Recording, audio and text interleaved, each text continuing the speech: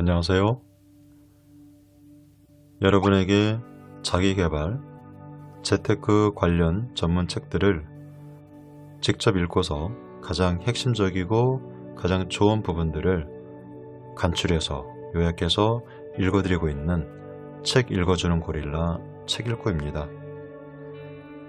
제가 여러분에게 저희 채널에 소개해드리는 모든 책들은 제가 직접 처음부터 끝까지 읽고서 또 읽으면서 가장 좋은 부분들을 밑줄을 그으면서 제가 여러분들에게 추려서 소개해드리기 때문에 정말 제가 읽어드리는 부분들은 가장 좋은 핵심적이고 정말 엑기스와 같은 부분들을 여러분들에게 소개해드리는 겁니다. 그래서 여러분들 저희 영상을 끝까지 시청하신다면 정말 책 한 권을 읽은 것과 같은 그런 좋은 도움 또 좋은 것을 배우실 수 있는 시간이 되실 겁니다. 가급적이면 책을 구입하셔서 읽어보시는 게 좋을 것 같고요. 이 책들은 보통 뭐 10,000원에서 20,000원 정도 하지만 정말 이 책은 나의 미래를 바꿔줄 수 있는 정말 돈으로 따질 수 없는 귀중한 자산이 됩니다. 여러분들도 책을 가까이 하시면서 많이 읽으시길 바라겠습니다. 자, 오늘은 서두가 좀 길었네요. 오늘 여러분에게 읽어드릴 책의 제목은 빠르게 실패하기 라는 조금 제목이 좀 독특합니다. 실패라는 것은 그다지 좋은 건 아닌데 작가는 빠르게 실패하라는 제목을 타이틀로 지었습니다. 도대체 무슨 이유일까? 이 책이 하고자 하는 얘기는 무엇인가 궁금증을 만들어내는 그런 제목인 것 같습니다. 빠르게 실패하기. 작가는 존 크럼볼츠와 라이언 바비노입니다. 그리고 번역은 도연께서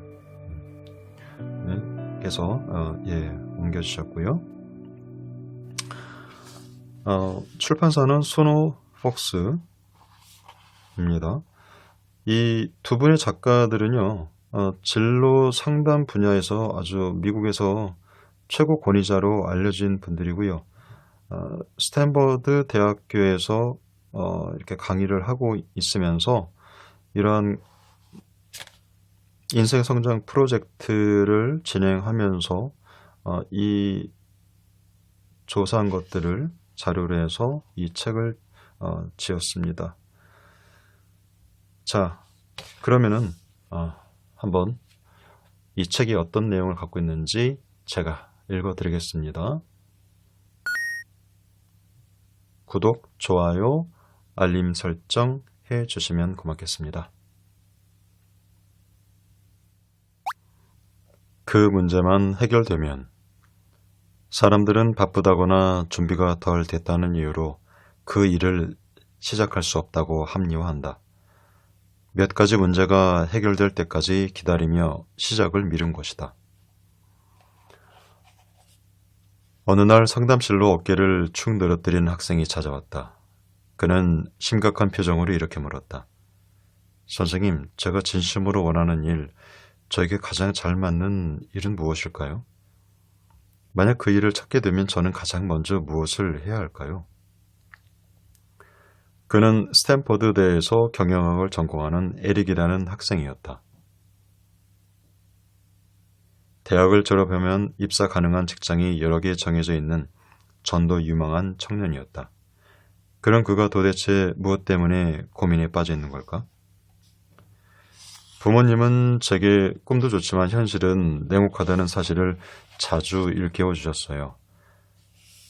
그런 이유로 안정된 생활을 준비하는 것이 가장 중요하다고 조언해 주시곤 했죠. 그래서 전공을 결정할 때도 내가 하고 싶은 것을 찾아 선택하기보다 안정된 직장을 우선 고려해 선택했어요. 그러다 보니 대학 생활 동안 원하지 않는 공부를 하며 몇 년을 보냈습니다. 막상 졸업을 앞두고서야 내가 정말 원하는 일이 무엇인가 라는 의문이 들기 시작했어요. 마치 고해상사라도 하듯 그동안 마음에 담아둔 생각들을 쏟아낸 그에게 나는 한 가지 질문을 건넸다. 에릭, 자네는 어떤 일을 할 때 가장 행복한가? 혹시 피곤한지도 모르고 몰입하는 무언가가 있는지 궁금하네. 글쎄요, 어렸을 땐 그림 그리는 걸 좋아하긴 했어요. 미술 공부를 하고 싶긴 했는데 부모님이 반대하셨어요. 하지만 제가 그림 공부를 고집하지 않은 걸로 봐서는 그렇게 좋아하지 않은 것 같아요. 그렇지만 지금 생각해보면 그림 그릴 때가 가장 행복했던 것 같습니다. 나는 그에게 지금이라도 그림 그리기를 시작해보라고 권했다. 거창한 계획부터 세우지 말고 화실에서 그림을 배우거나 미술 동호회에 가입해 활동하는 것 같은 지금 바로 시작할 수 있는 작은 방법을 찾아보라고 권했다. 에릭은 내키지 않아 했지만 곧 제안을 받아들였다. 이제와 새삼 그림 그리기를 한다는 게 자신의 핵심 문제와 너무 동떨어져 보인다고 반문하면서도 말이다. 그리고 에릭이 상담을 위해 나를 찾아올 때마다 그림 그리기와 관련된 일이 어떻게 진행되고 있는지 물었다. 결론적으로 에릭은 그림을 그리면서 삶의 활력을 되찾았고 관심사가 비슷한 사람들과 교류하면서 자신의 재능을 펼칠 수 있는 다양한 기회가 생겼다고 했다.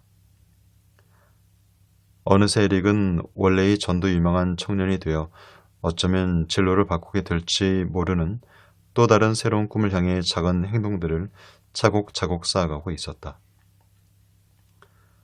그날의 대화는 나의 호기심을 자극했고 이내 프로젝트 과제의 연구 소재가 되었다. 그 후 나를 포함한 연구진들은 20년 넘게 에릭과 같은 사람들을 만나왔다. 대학 졸업 전 진로를 결정하지 못한 학생들뿐 아니라 이미 안정된 직장 생활을 하는 사람들조차 자신의 삶에 만족하지 못하고 고민의 늪에 빠져 있는 경우가 다반사였다. 그들의 가장 큰 문제는 자신이 원하는 일을 찾지 못하는 것이 아니었다. 정작 중요한 문제는 어떤 일이든 시도하지 않으며 망설이고 움츠린다는 데 있었다. 에릭과의 상담을 계기로 우리 연구자들은 자신이 원하는 일을 찾지 못한 채 망설이는 이들을 도울 방법을 찾기 시작했다. 그것은 스탠퍼드대 평생교육 과정에서 인생 성장 프로젝트라는 이름으로 시작되었다. 이 과정에서 연구진은 그들에게 공통적인 생각과 행동 패턴이 있다는 사실을 발견했다. 첫째, 그들은 어떤 일을 새롭게 시작하기 전 정보를 수집하고 거창한 계획과 전략을 세웠다. 둘째, 그들은 큰 성공만 추구하는 경향이 있었다. 하지만 계획을 수립하고 전략을 고민하는 동안 수만 가지 어려운 문제에 봉착했고 결국 포기할 수밖에 없는 근거를 발견했다. 목표를 세운 일이 너무 벅차서 오히려 겁을 먹고 이루기 어려울 수밖에 없는 이유들을 확인해 버린 것이다. 셋째, 그들은 바쁘다거나 준비가 덜 됐다는 이유로 그 일을 시작할 수 없다고 합리화했다. 몇 가지 문제가 해결될 때까지 기다리며 시작을 미룬 것이다. 안타까운 것은 막상 도전해볼 기회가 왔을 때조차 아직은 때가 아니라며 오해해 버렸다. 앞으로 우리 필자들은 이 책에서 최신 연구와 분석 그리고 작은 행동으로 조금씩 성공을 이룬 사람들이 실제 사례를 전달할 것이다. 사례를 통해 성공이란 세심하게 잘 짜인 계획이 아니라 연관없어 보이는 작은 행동들로 시작된다는 것을 알게 될 것이다. 분명한 사실은 성공한 대부분의 사람이 계획을 세우는 데 시간을 쓰기보다 행동하는 데 주력했다는 점입니다. 그들은 과감한 시도 속에서 많은 실수를 저질렀다. 그리고 그 안에서 예상치 못한 실패와 기회를 찾아냈다. 실제로 상담을 시작하며 우리는 현실에 대한 불만족으로 변화를 모색하는 사람들과 많은 대화를 나눴다. 누군가는 자신이 좀 더 열정적으로 몰입할 수 있는 직업을 원했다. 몇몇은 창의적인 프로젝트를 꿈꿨다. 동화를 쓰거나 리더십에 관한 워크숍을 열거나 갤러리에 자신의 조각 작품을 전시하는 것 등이었다. 또 어떤 이들은 자신을 스스로 속박하는 행동들로부터 자유로워지길 바랐다. TV 시청과 패스트푸드 먹기 같은 틀에 박힌 생활이나 의존적인 관계에서 벗어나 좀 더 모험적이고 자발적인 삶의 태도를 갈망했다. 그런가 하면 무엇을 원하는지 당장은 모르지만 삶의 방향을 전환해 새로운 경험을 쌓고 싶어 했다. 사람들은 불행이 찾아오면 현재 불만족스러운 대상이나 상황에 사고를 고정하는 경향이 있다. 예를 들어, 이 형편없는 직장을 그만두면, 이기적인 여자친구나 남자친구와 헤어지면, 좀 더 활기찬 도시로 이사하면, 비로소 여유를 찾고 인생을 즐길 수 있을 것이다 라고 생각한다. 또는 힘을 주는 친구를 찾으면, 나쁜 버릇을 고치게 되면, 아이를 갖게 되면, 자신에 대한 확신이 서면, 삶의 목적을 찾으면 현재의 불행이 사라지리라 생각한다. 이들은 현재의 문제가 해결되지 않는 한 즐거움은 없다는 것을 전제로 둔다. 현재의 문제에서 벗어날 때까지 삶을 즐길 수 없다는 가정에 기반을 둔 이것을 아직은 때가 아닌 인생관이라고 부를 수 있다. 다시 한번 읽어드리겠습니다. 현재의 문제에서 벗어날 때까지 삶을 즐길 수 없다는 가정에 기반을 둔 이것, 아직은 때가 아닌 인생관이라고 부른다는 거죠. 여러분들도 이런 것들이 있으신가요? 저도 과거에 이러한 생각들이 굉장히 많았습니다. 좀 더 좋은 직장에 들어간다면, 좀 더 좋은 차, 비싼 차를 타고 다닌다면, 좀 더 연봉을 더 많이 받는다면, 뭐만 한다면 행복해질 텐데 하는 그런 가정, 그런 전제를 둔 어떤 그런 바램과 그런 계획들이 있었는데요. 그러면 막상 그 현재 상태는 굉장히 불만족스러운 상태가 되는 것 같다는 그런 느낌을 많이 받았습니다. 이 책에도 지금 그러한 이야기를 하고 있는 거예요.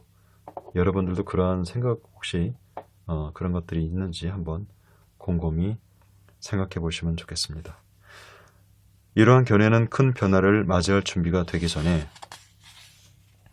감정적 장애와 부정적인 생각을 극복해야 한다고 말하는 수많은 치료사와 상담가들에 힘입어 발전해 왔다.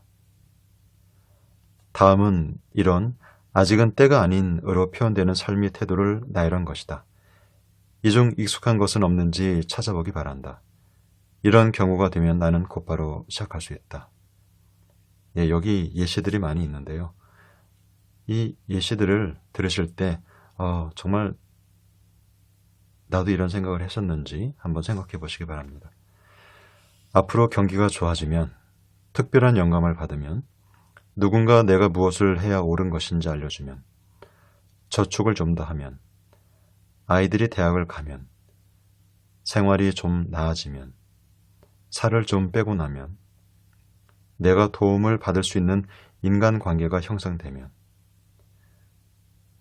힘든 직장을 그만두면, 내면의 나를 발견하면, 좀 더 자신감이 생기면, 이 프로젝트만 끝내면, 좀 더 넓고 깨끗한 집으로 이사하면, 올해가 지나면, 워크숍을 몇 번 더 참가하고 나면, 지금보다 건강해지면, 허락을 받으면, 좀 더 준비가 되면, 완벽하게 확신에 서면, 그를 용서하고 그에게 용서받으면, 분명하고 명확한 계획을 세우면, 나의 제한적인 믿음을 극복하면.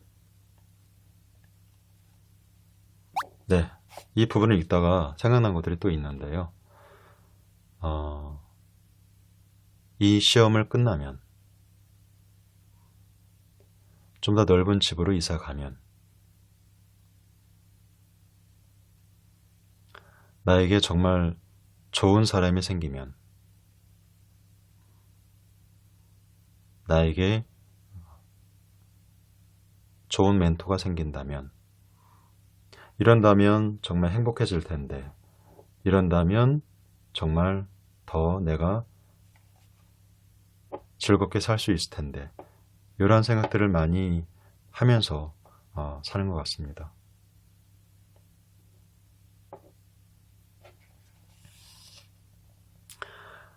아직은 때가 아닌 사고방식. 아직은 때가 아닌 사고방식은 매우 잘못되었을 뿐 아니라 우연히 얻을 수 있는 이득까지 막아버린다. 네, 작가는 이러한 사고방식이라는 생각들이 매우 잘못되었다고 하네요. 삶의 부족한 부분만 볼 때 무엇이든 차일피일 미루고 나쁜 습관과 쓸데없는 걱정을 반복한다. 기회가 와도 보지 못하고 삶이 변화로 이끌 작은 행동도 하지 못한다.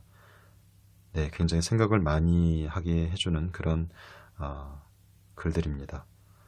그런 생각만 하고서 현재를 불평하면서, 네, 내가 처해 있는 상황을 원망하면서, 근데 문제는 아무것도 내가 노력하거나 시도하지 않고서 그러한 것들만 바라고 있다는 것이죠. 동시에 행동의 변화는 값비싼 비용이 드는 불편한 것으로 만들어버린다. 즐거움을 만끽하고 새로운 일을 시작하려면 문제가 먼저 해결돼야 한다고 생각한다. 그렇죠. 이런 것들이 해결되면 내가 무엇을 할 텐데, 이런 생각들에 많이 빠져 있는 것 같습니다. 그러다 보니 아직 아무것도 시작하고 싶지 않게 된다. 필자들은 삶을 변화시키도록 용기를 불어넣는 가장 좋은 방법이 그들이 또하는 문제 해결을 돕는 게 아님을 깨달았다. 오히려 지금 바로 즐거움을 느낄 수 있는 일을 행동으로 옮기도록 인식시키는 일이 중요했다. 네, 그 갖고 있는 당면한 그 문제들을 해결하고 문제들을 없애는데 중점을 두는 것이 아니고, 작은 즐거움이라도 내가 즐거움을 느낄 수 있는 일들을 찾아서 그것을 행동으로 해보라는 거죠. 지금 어떤 상황에 처해 있어도 즐길 만한 일은 찾아낼 수 있다. 영감을 주는 새로운 사람들을 만날 수도 있고, 호기심을 느끼던 일을 바로 해볼 수도 있다. 낯선 곳으로 여행을 떠날 수도 있고, 세계 곳곳에서 경이로운 것들을 발견할 수도 있다. 아무리 현재의 삶에 갇힌 기분이 들어도 상관없다. 언제든 새로운 경험을 맞이할 수 있다. 당신의 삶이나 커리어가 불안정하고 애매하다고 느끼는가? 그렇다면 즐기는 데 시간을 더 투자하라는 말을 공감하기 어려울지 모른다. 혹은 경력을 쌓는 것은 매우 중요한 일 아닌가요? 라고 반문할 수도 있다. 하지만 이 질문에 대한 우리 연구진의 대답은 결코 그렇지 않다 이다.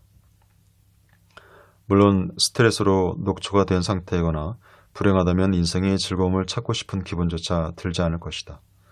새로운 시도를 하기 전에 현재 상황이 개선될 때까지 기다리고 싶을 수도 있다. 하지만 늘 하던 행동을 고수하기로 결정한 이상 상황은 전혀 개선되지 않는다.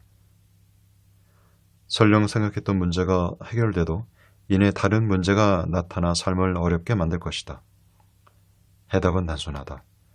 만약 삶을 변화시키고 싶다면 지금 당장 즐거움을 만끽할 작은 행동을 시작하라.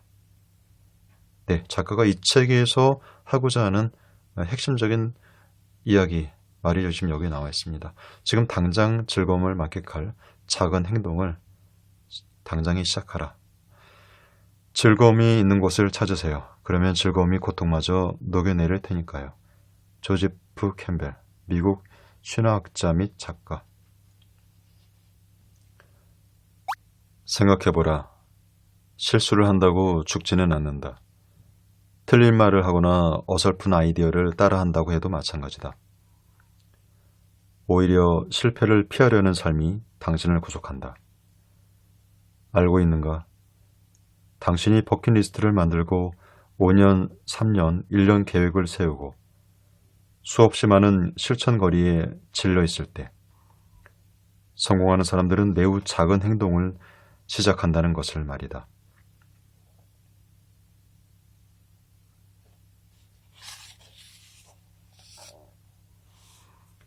과감하고 빠르게 실패하라.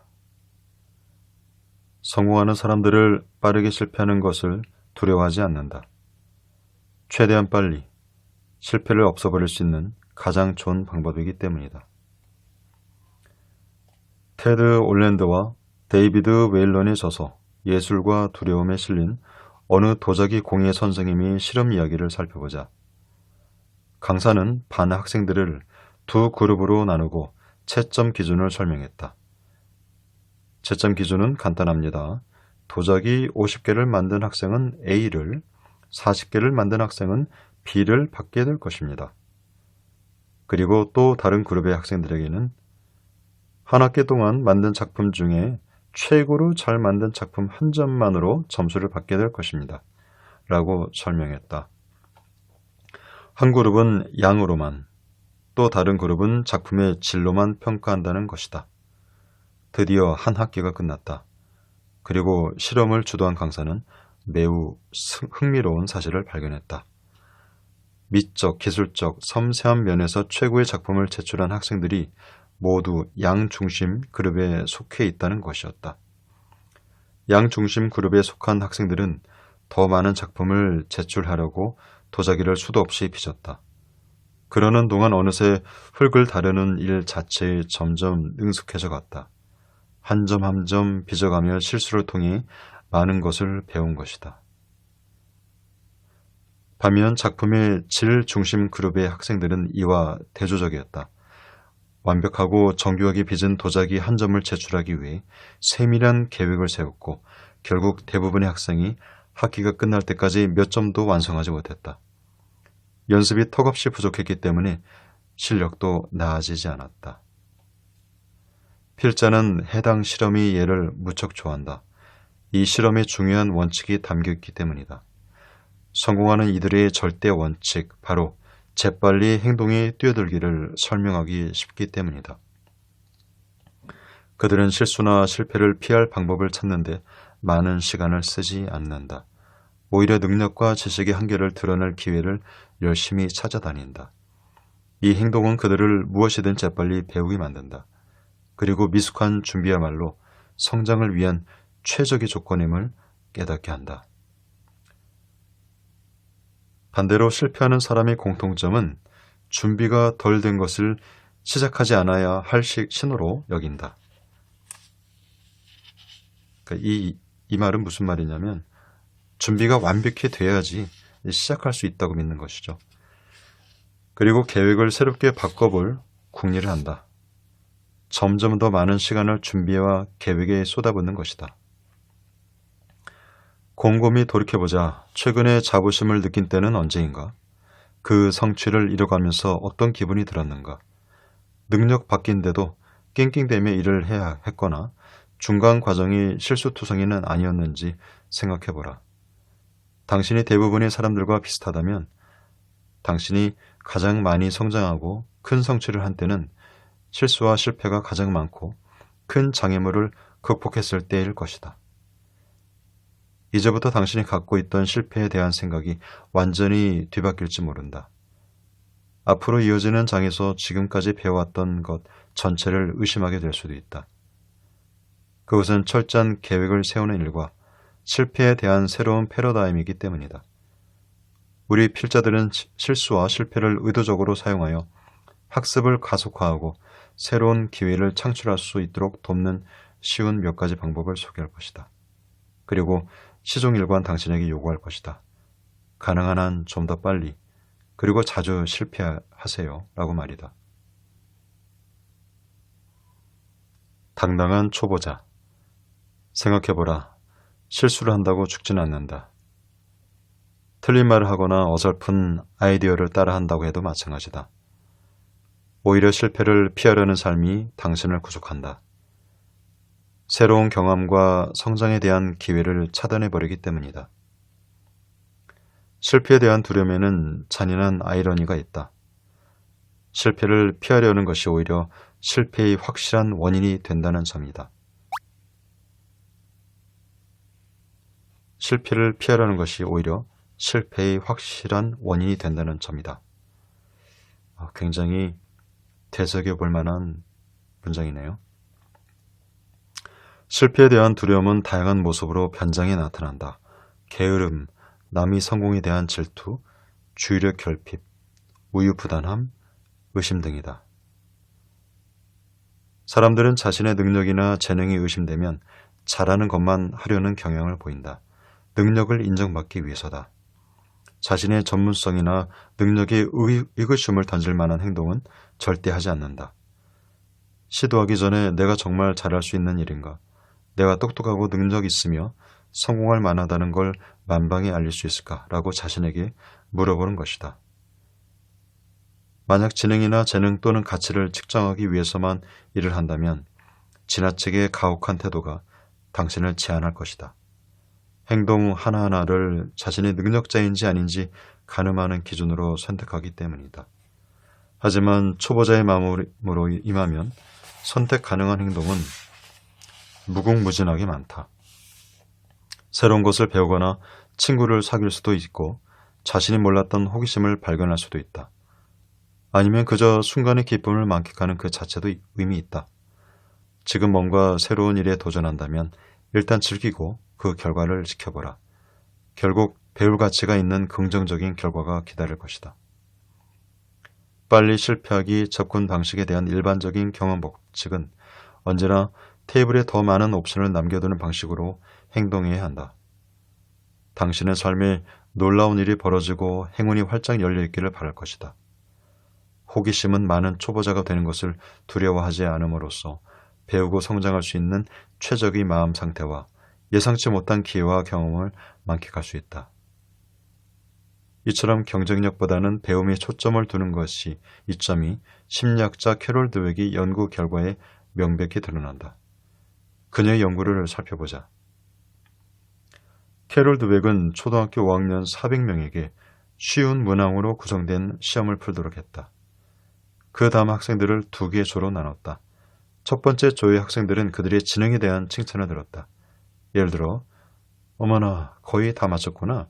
정말 머리가 좋은가 보네. 와 같은 칭찬이다. 두 번째 조는 그들의 노력에 대한 칭찬을 들었다. 잘했구나. 정말 열심히 노력했나 봐. 등이었다. 칭찬을 마친 후 그녀는 두 번째 실험으로서 새로운 시험지를 학생들에게 내놓았다. 그리고 두 개의 시험지 중 하나를 선택해 풀 수 있다고 설명했다. 하나는 어려운 문제로 이루어진 시험지였다. 다른 시험지는 앞서 풀었던 시험과 비슷한 수준의 문제로 구성되어 있었다. 그녀는 어려운 문제가 담긴 시험지를 선택하면 더 많은 것을 배울 수 있다고 설명했다. 그리고 아이들이 어떤 문제지를 선택하는지 지켜봤다. 결과는 이랬다. 지능에 대한 칭찬을 들은 학생 대부분은 쉬운 시험지를, 노력에 대한 칭찬을 들은 학생 90%는 더 어려운 시험지를 선택했다. 세 번째 실험으로 드웩은 학생 모두에게 어려운 문항이 또 다른 문제를 풀게 했다. 심지어 두 학년 정도 앞선 수준의 문제들도 있을 정도였다. 결국 거의 모든 학생들이 시험을 망쳤다. 그녀는 학생들에게 결과를 들려줬다. 그러자 노력에 대한 칭찬을 들은 학생들은 결과에 긍정적으로 대처하는 모습을 보였다. 게다가 이들의 시험 점수는 다른 주의 학생들보다 높기까지 했다. 문제를 푸는 게 흥미로웠으며 시험지를 집에 가져가서 공부하고 싶다고 말하는 학생도 있었다. 드웩은 노력에 대해 칭찬받은 학생들은 좌절 속에서도 지적인 자긍심을 유지할 수 있었다고 요약했다. 이와 대조적으로 지능에 대한 칭찬을 들은 학생들은 성적이 더 낮았을 뿐 아니라 시험지를 받아 집에서 연습하고 싶어 하지 않았다. 드웩은 지능에 대한 칭찬을 받은 학생들은 처음엔 자신감이 상승했어요. 하지만 어려움 앞에서 자신들의 이미지가 흔들리기 시작한 거죠. 라고 말했다. 이렇게 고의적으로 학생들에게 실패를 맛보게 한 후 마지막 실험을 이어갔다. 처음과 동일한 쉬운 난이도로 만들어진 시험지를 풀게 한 것이다. 그러자 노력에 대한 칭찬을 받은 학생들은 감정을 쉽게 회복해 첫 번째 단계에서 풀었던 시험보다 30%나 더 높은 점수를 받았다. 하지만 지능에 대한 칭찬을 들은 학생들은 어려운 시험에 실패한 충격을 쉽게 이겨내지 못했다. 아이들은 앞서 풀었던 쉬운 시험 때보다 20%가량 낮은 점수를 받았다. 난이도가 같은 문제였는데도 말이다. 드웩은 이렇게 말했다. 노력에 대한 칭찬이 변수를 마련한 셈이지요. 동시에 실패에 대한 훌륭한 대처법도 깨닫게 되었고요. 네, 여러분들 자녀들에게 칭찬하실 때 어떻게 하시나요? 그 노력에 대한 그 칭찬을 하시나요? 아니면은 자녀의 지능에 대해서 칭찬하시나요? 예, 칭찬하는 것도 정말 지혜롭게 칭찬해야 될 것 같습니다.